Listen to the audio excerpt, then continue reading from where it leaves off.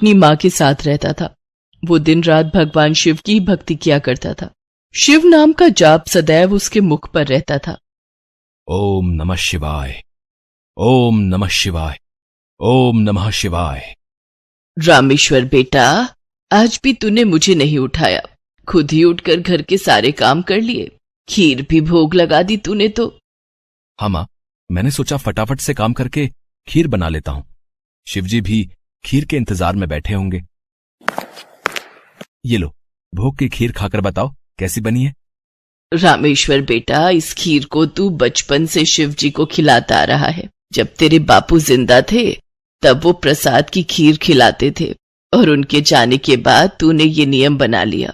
तेरी खीर बहुत ही स्वादिष्ट बनती है बेटे, और मुझे पता है भगवान शिव भी तेरे हाथों की खीर खाने के इंतजार में रहते होंगे। तभी तो मैं सुबह जल्दी उठकर सबसे पहले खीर ही बनाता हूँ, ताकि भगवान शिव को भोग लगा सकूं। रामेश्वर का नियम था रोजाना सुबह जल्दी उठकर घर के सारे काम निपटाना और फिर भगवान शिव के भोग के लिए खीर का प्रसाद बनाना। ये कार्य पहले उसके पिता करते थे, और पिता के जाने के बाद शिवजी की सेवा और खीर भोग की पूरी जिम्मेदारी रामेश्वर ने उठा ली। रामेश्वर को विश्वास था कि भगवान शिव उसके द्वारा खिलाई गई खीर को रोजाना ही खाते हैं। इसी विश्वास पर वो रोजाना खीर का भोग लगाता था और अपने भक्त के द्वारा भोग लगाई गई खीर को कैलाश पर्वत पर विराजमान भगवान शिव बहुत चाव से खाते थे। स्वामी, क्या बात है, आपको तो आनंद ही आनंद है।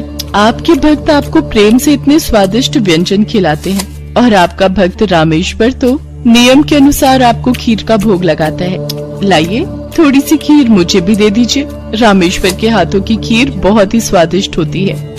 हाँ देवी पार्वती, रामेश्वर इतनी स्वादिष्ट खीर का भोग लगाता है कि मन प्रसन्न हो जाता है। तभी नंदी और समस्त शिवगण वहाँ जाते हैं। महादेव, ये लीजिए, हम भांग और धतूरा ले आए हैं। नंदी, अभी तो हम स्वादिष्ट खीर का आनंद ले रहे हैं। ऐसा करो, भांग और धतूरे को वहाँ छोटे पर्वत पर रख दो, हम कुछ समय के बाद उसे ग्रहण करेंगे। अरे नंदी महादेव तो हमारी ओर देख तक नहीं रहे, उनका सारा ध्यान तो रामेश्वर की बनाई हुई खीर पर है। ऐसे कब तक चलेगा नंदी? हाँ, मैं भी यही देख रहा हूँ। इतने प्रेम से हम भांग और धतूरा पीस कर लाए, और महादेव ने हमें इसे रखने के लिए बोल दिया। अरे नहीं नहीं, ऐसी बात नहीं है। महादेव ने बोला है कि हम उसे वहाँ रख दें, वो कुछ देर बाद उसे ग्रहण करेंगे। महादेव रोजाना रामेश्वर की भोग लगाई हुई खीर को बहुत चाव से खाते हैं। नंदी, मैं तो कई बार सोचता हूँ कि रामेश्वर की खीर में ऐसा क्या है कि भोलेनाथ सबसे पहले उसकी भोग लगाई खीर को ही खाते हैं, और फिर और किसी तरफ उनका ध्यान ही नहीं जाता। तभी तो हम भांग धतूरा लेकर आए, और उन्होंने बिना देखे ही इसे रखने के लिए बोल दिया।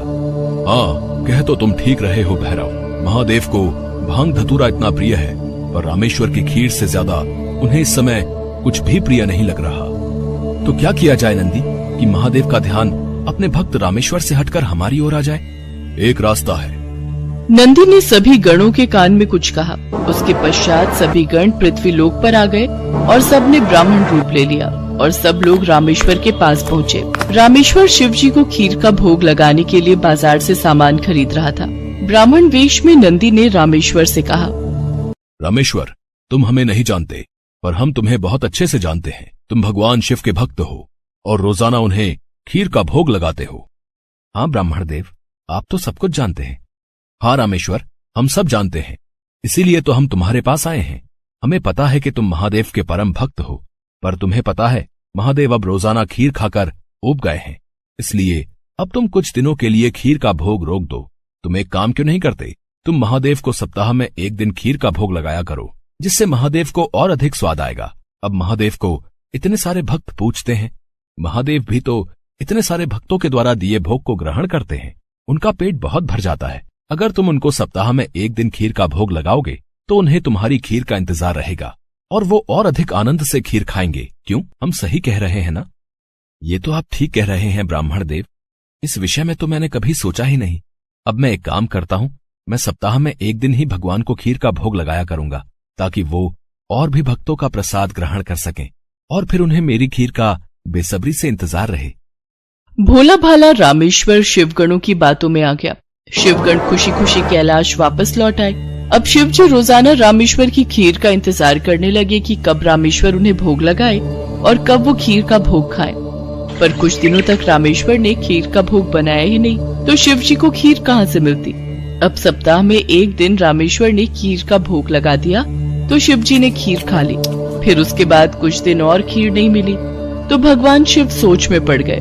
उन्होंने अपने नेत्र बंद किए और उन्हें सारी सच्चाई पता लग गई और भगवान शिव को गुस्सा आ गया।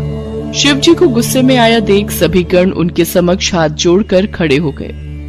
नंदी, श्रृंगी, वीरभद्र, भैरव, तुम सभी गण जानते भी हो कि तुमने क्या किया है। मेरे भक्त रामेश्वर के द्वारा भोग में अर्पित की गई खीर मुझे कितनी प्रिय है और तुमने उसे खीर का भोग रोजाना लगाने के लिए मना कर दिया। महादेव, हमें क्षमा कर दीजिए, हमसे भूल हो गई। महादेव, जब हम आपको खीर खाता हुआ देखते थे तो हम यही सोचते थे कि आप हमारी ओर ध्यान नहीं दे रहे हैं। अच्छा, तो ये कारण है, पर तुम सब ये नहीं जानते कि मेरा प्रेम अपने सभी भक्तों पर एक समान है। मैं भला तुम्हें कैसे भूल सकता हूँ? तुम तो मेरे हृदय में वास करते हो। तुम सब तो मेरी ही शक्तियों द्वारा उत्पन्न हुए हो। संसार में मेरा प्रत्येक भक्त मुझे एक समान प्रिय है और प्रत्येक भक्त के हृदय में मैं ही विद्यमान हूँ। इसलिए मेरा प्रेम कभी भी कम या ज्यादा नहीं हो सकता। माता पिता के लिए तो उनके सभी बच्चों में प्रेम एक समान होता है, फिर तुम ये भूल कैसे सकते हो? भगवान शिव की बातें सुनकर सभी शिवगण समझ गए कि उन्होंने कितनी बड़ी भूल कर दी।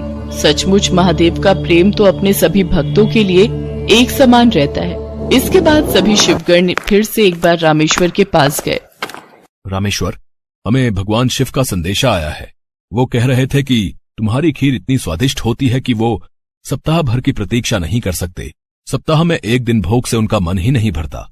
इसलिए उनकी आज्ञा है कि तुम रोजाना ही उन्हें खीर का भोग लगाया करो। आप सच कह रहे हैं ब्राह्मणदेव? भगवान शंकर को मेरे हाथों की बनी खीर इतनी प्रिय है? ठीक है, फिर मैं रोजाना उन्हें खीर का भोग लगाऊंगा। ये सुनकर रामेश्वर बहुत खुश हुआ। अब एक बार फिर रामेश्वर रोजाना खीर बनाकर भगवान शिव को भोग लगाने लगा। अब तो समस्त शिवगण भी भगवान शिव के साथ रामेश्वर द्वारा भोग लगी प्रसाद की खीर का आनंद लेते और खूब भरपेट खीर को खाते। भगवान शिव और देवी पार्वती दोनों सभी गणों को इस प्रकार खीर खाता देख मंद मंद मुस्कुराने लगे।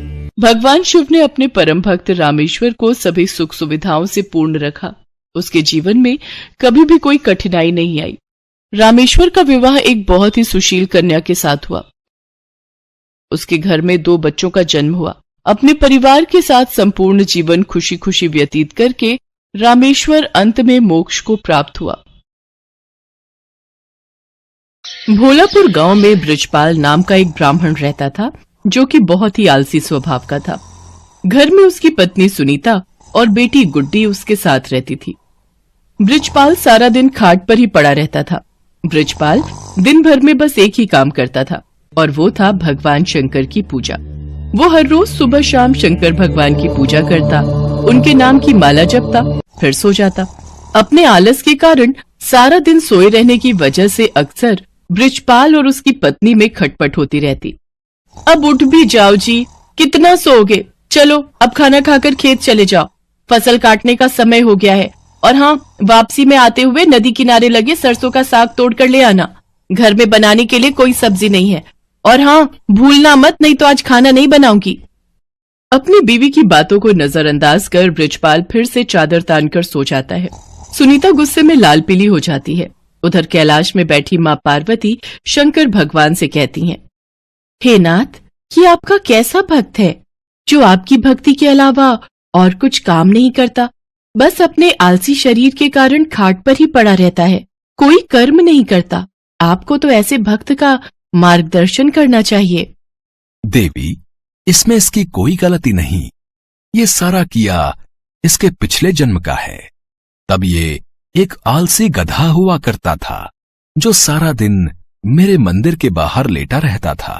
मंदिर में जब भी मेरे नाम का उच्चारण भक्तगण करते तो उसका स्रोत उसके कानों में गूंजता और उसे नींद में भी मेरा ही नाम सुनाई देता। फिर एक रोज श्रवण मास में ये चल बसा और फिर अगले 4 में इसने मनुष्य रूप में जन्म लिया। लेकिन इसके पिछले जन्म के आलसी स्वभाव ने इसका पीछा नहीं छोड़ा। जब सही समय आएगा तब मैं इसे ज्ञान दूंगा। हे भगवान, क्या करूं मैं इस आदमी का? ये तो फिर से लेट गए। कब से कह रही हूँ उठ जाओ, खेतों में फसल बड़ी हो गई है। अगर समय रहते उसे नहीं काटा तो उसे जानवर चढ़ जाएंगे या कोई चुरा लेगा। सुन रहे हो ना मैं क्या कह रही हूँ? हे शिव जी, ना जाने इनका आलस कब खत्म होगा। इनके आलस से तो मैं अब तंग आ चुकी हूँ। सुनीता लगातार बड़बड़ाए जा रही थी, लेकिन आलसी ब्राह्मण के सर पर तो जूं तक न रेंगे। वो तो बस चुपचाप अपनी खाट पर लेटा हुआ था। बृजपाल को न उठता देख सुनीता गुस्से में आ जाती है और बाहर आंगन में रखी पानी की बाल्टी उठाकर लाती है और बृजपाल के ऊपर गिरा देती है। बृजपाल पूरा भीग जाता है और वो गुस्से में उठकर उससे लड़ने लगता है। काफी देर तक दोनों में खूब कहासुनी होती है। फिर वो गुस्से में घर से निकलकर शंकर भगवान के मंदिर में चला जाता है और वहां पहुंचकर शंकर जी से कहता है, हे शंकर भगवान, अपनी पत्नी की रोज रोज की झिकझिक से मैं तंग आ चुका हूँ। अगर मेरी भक्ति ने आपको प्रसन्न किया है तो मुझे आप दर्शन दीजिए प्रभु। इतना कहते ही वो जोर जोर से रोने लगता है। अपने प्रति उसका प्यार और श्रद्धा देखकर शंकर भगवान उसको दर्शन देते हैं और कहते हैं, बृजपाल, तुम्हारी भक्ति ने मुझे प्रसन्न किया है। तुम सचमुच मेरे परम भक्त हो। कहो, तुम्हें मुझसे क्या वरदान चाहिए? हे प्रभु, मुझे ऐसी कोई चीज दीजिए जो मेरी हर बात माने और मेरा सारा काम कर दे। ये लो मेरा ये छोटा त्रिशूल। तुम इस त्रिशूल को जहां भी रखोगे वो अपना काम खुद ही करने लग जाएगा और काम पूरा होने के बाद ही रुकेगा। लेकिन हां, अगर तुमने इसे काम के लिए मना किया तो ये हमेशा हमेशा के लिए गायब होकर वापस मेरे पास आ जाएगा। भगवान शंकर उसको त्रिशूल देकर अंतर्ध्यान हो जाते हैं। त्रिशूल देखकर बृजपाल ये सोचकर बड़ा खुश हो जाता है कि अब से उसे कुछ भी काम नहीं करना पड़ेगा। इसके बाद वो त्रिशूल लेकर घर पहुंचता है और अपनी पत्नी और बेटी को त्रिशूल के बारे में सारी बात बताता है। अगले दिन सुबह ही बृजपाल ने भगवान शंकर का नाम लेकर उस त्रिशूल का इस्तेमाल शुरू कर दिया। वो जैसे ही त्रिशूल को घर के बीचों बीच रखता, सारे घर में अपने आप ही सफाई हो जाती। वो जिस भी चीज पर उस त्रिशूल को रख देता वो अपने आप काम करने लग जाता। खेतों में रख देता तो अपने आप ही सारी फसल कट जाती। ऐसे ही कई दिन बीत जाते हैं। एक रोज जब सुनीता गुड्डी के साथ अपने मायके गई होती है तो बृजपाल त्रिशूल को गैस के पास रखकर कहता है, मेरे लिए जल्दी से स्वादिष्ट सा भोजन तैयार कर दो। चूल्हे पर अपने आप कढ़ाई चढ़ जाती है और उसमें खुद ही तेल मसाले पड़ने लग जाते हैं। देखते ही देखते स्वादिष्ट पकवान बनकर तैयार हो जाते हैं, जिन्हें बृजपाल बड़े ही चटकारे लेकर खाता है। आहा, वाह, मजा ही आ गया। वाह वाह वाह, क्या स्वाद है। रोज भाग्यवान के हाथों का भोजन करके तो मैं परेशान ही हो गया था। सच में कमाल का है ये त्रिशूल। खाना खाकर बृजपाल आराम से गहरी नींद में सो जाता है और फिर जब अगली सुबह जागता है तो कुएं के पास जाकर उस त्रिशूल से कहता है, जल्दी से मेरे नहाने के लिए कुएं में से पानी निकालकर इस बाल्टी में भरा जाए। कुएं में से पानी निकालना हो, पौधों को पानी देना हो, साफ सफाई, कपड़े, बर्तन, सभी तरह के काम वो त्रिशूल बृजपाल के कहते ही कर देता। बृजपाल बगीचे में पड़ी पाइप के पास जाता है और अपने त्रिशूल को उससे छुआते हुए कहता है, पाइप, जल्दी से इस बगीचे में लगे पेड़ पौधों को अच्छे से पानी दे दो। पाइप अपने पौधों में पानी देने लग जाती है। फिर आलसी ब्राह्मण खुश होते हुए आराम से सोने चला जाता है, लेकिन सोने के कुछ देर बाद ही लाइट चली जाती है। फिर वो अपने त्रिशूल को हथपंखा पर रखते हुए कहता है, हे हाथ पंखे, जब तक लाइट नहीं आ जाती तुम मुझे इस पंखे से हवा करो। उसके ये कहते ही हथपंखा उसे हवा करने लगता है। कुछ देर बाद जैसे ही लाइट आती है तो वो हथपंखा बंद हो जाता है। एक दिन बृजपाल को बड़ी तेज भूख लग रही होती है। उसने खाली थाली अपने सामने रखी और जमीन पर बैठ गया। फिर त्रिशूल को थाली पर लगाकर कहने लगा, अब इसमें से जल्दी जल्दी स्वादिष्ट पकवान निकलकर आते जाए। कुछ ही देर में कई तरह के पकवान थाली में आते गए। कितना अच्छा होता अगर मुझे अपने आप खाना खाना ना पड़े और खुद ही मेरे मुंह में सारा खाना चला जाए। ऐसा कहकर उसने त्रिशूल को अपनी प्लेट पर लगाया और कहने लगा, अच्छे अच्छे पकवान जल्दी से मेरे मुंह में आ जाएं। उसके ऐसा कहते ही थाली में से तरह तरह के पकवान निकलकर उसके मुंह में जाने लगे। और वो बड़े ही चटकारे लेकर उनको खाने लगा। पर ये मजा कुछ देर तक का ही था। कुछ ही देर में उसका पेट भर गया और वो खा नहीं पा रहा था। लेकिन पकवान थे जो कि उसके मुंह में लगातार जाते ही जा रहे थे। उसका पेट और मन पूरी तरह भर चुका था। वो जैसे ही उन्हें रोकने की बात सोचता है तो उसे भगवान शंकर की कही वो बात याद आई जिसमें उन्होंने कहा था कि अगर त्रिशूल को काम करते हुए रोका गया तो ये वरदान वहीं समाप्त हो जाएगा और त्रिशूल फिर से शंकर भगवान के पास पहुंच जाएगा। तभी वहां सुनीता गुड्डी के साथ अपने मायके से लौटकर पहुंच जाती है। वो दोनों ये सब देखकर हैरान रह जाती हैं। सुनिए जी, देखिए तो आपका पेट कितना फूलता जा रहा है। जल्दी से इस त्रिशूल को रुकने के लिए कहिए।